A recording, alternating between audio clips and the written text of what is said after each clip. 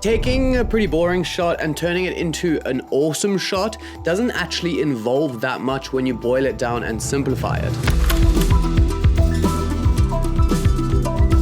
You just need to be equipped with a few simple methods to whip out when you're filming something, looking at your shot and going, this kind of looks like ass.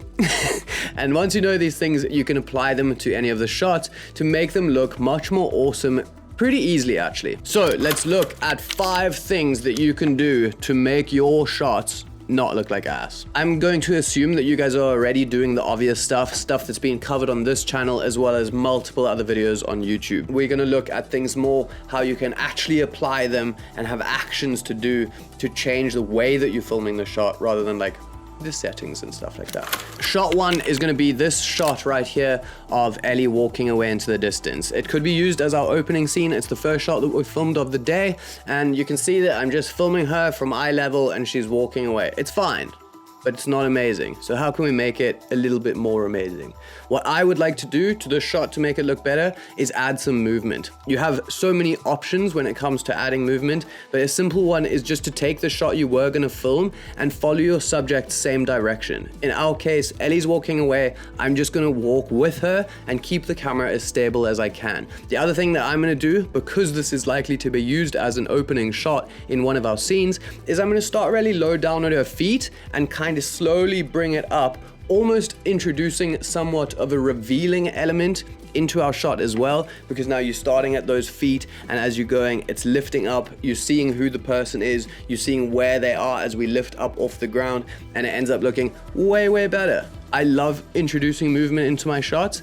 It's such a nice way just to make the whole thing come alive a lot more. Once we've introduced that simple walking with her and following her with that movement, look how much better it ends up looking. Check out this next shot that we are going to be doing of Ellie walking on the side of her, kind of just tracking her along as she's making her way down this little pathway. Let's check it out. The first shot is not too bad and it looks pretty good. I would definitely use it, and it's because I applied a lot of the other things in this shot already, but I want to show you a cool additional little thing that you can do to just spice it up a little bit. What I want to do to make this shot more interesting is to add in motion blur. You can do this by making your shutter speed lower than what's recommended. So instead of something like filming in 24 frames per second and having your shutter being 1/50 to be 180-degree shutter angle, we want to drop that shutter speed down. This is just going to introduce motion blur into our shots, and anything that's going to be moving around in our frame is going to have these cool like blurry streak style motion blur. So you are definitely going to need some ND filters to achieve this. I was using the Nissi ones, of course. They are the only ones I use, and they are by far the best ones. And that's just going to allow us to lower that shutter speed without having to like crank down our aperture or something to compensate for it. We can use our strong ND filters and it's going to make it work really well. So I did the exact same shot, just now being with a low shutter speed. I went for 1/15. I feel like introduces a lot of motion blur.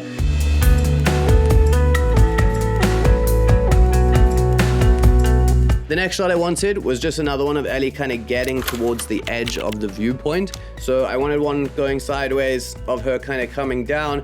I whipped out my camera and filmed it. And if you look at the before, you can see it doesn't look that great. So the trick for this one is framing and composition. And to be honest, I think this is gonna make the biggest difference in any of your shots.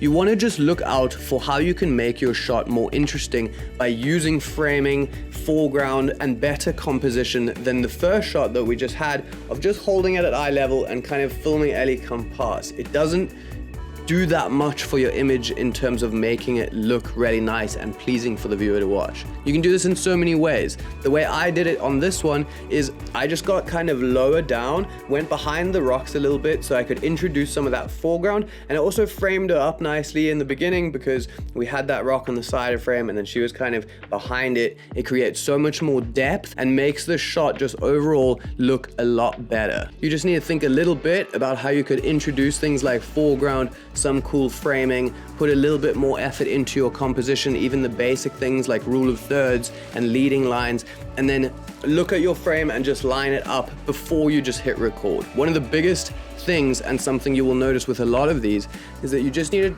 take a little bit more effort for each shot. So instead of that first one where I'm just handheld, bang, filmed it, nothing spectacular, a little bit more effort, find a cool scene, find a cool little place for me to be, go over the rock, get a better shot, ends up looking way, way better. Let's look at them side by side. You can see the difference. Before we get to the next shot, I want to tell you a little bit about these NISI filters and why you might want them.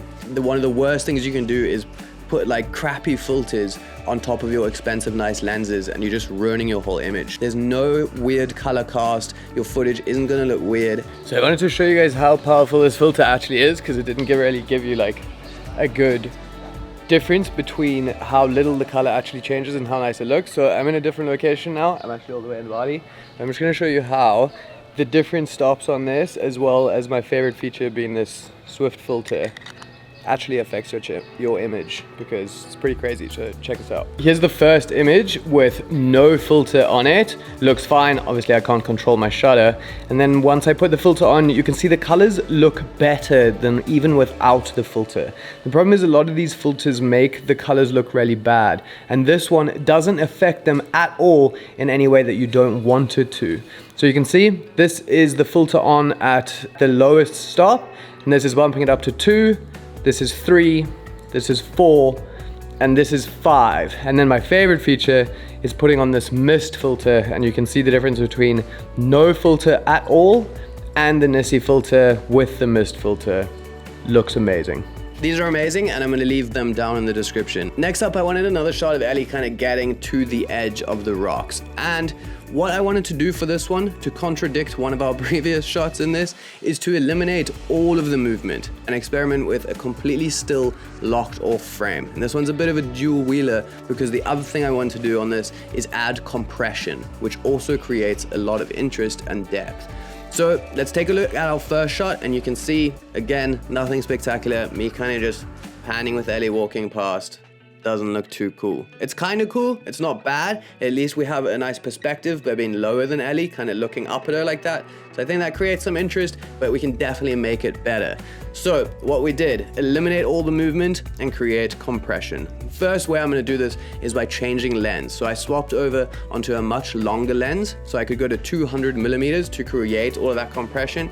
And in turn, I had to move way far back away from Ellie and get a super zoomed in shot of the kind of the same scene, but now it's pulled in our whole background. You can get a better view of the whole ocean and everything and the whole scene around her.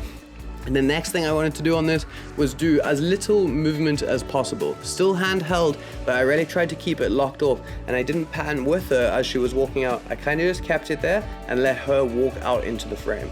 I still, of course, kept my composition in mind, and I kept my rule of thirds nice and lined up, kind of guessing where she was gonna end and keeping my horizons and everything like that nice.